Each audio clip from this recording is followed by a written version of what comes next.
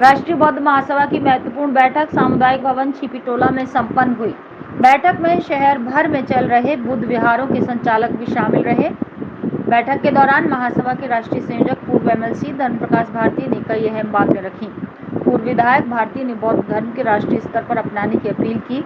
उन्होंने कहा कि धर्म की गति को पूरे देश में तेज किए जाने की जरूरत है। उनके मुताबिक पंचशील और अष्टांग दुनिया के हर मर्ज का सुखद इलाज है।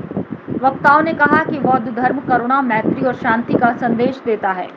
सभी ने बुद्ध विहारों के आसपास की आबादी को धर्म से जोड़ने की बात कही। बैठक में बीएल चंद्रा, रूप किशोर हरित, हीरेंद्र कुमार हीरो, राकेश राज, शशि बौद्ध और वंदना आदि मौजूद रहे। राष्ट्रीय बौद्ध महासभा के तत्वावधान में आगरा शहर के जितने भी हमारे बुद्ध विहार हैं, उन बुद्ध विहारों के हमारे सम्मानित प्रबंधक, संचालक साथियों की हमने धम्म गोष्ठी आज आयोजित की गई है।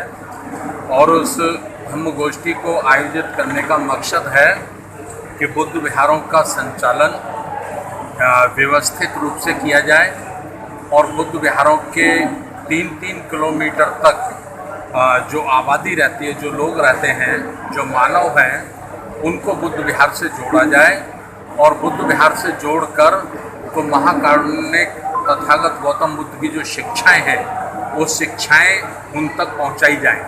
क्योंकि बुद्ध की जो शिक्षा है वो एक औषधि है, एक दवाई है।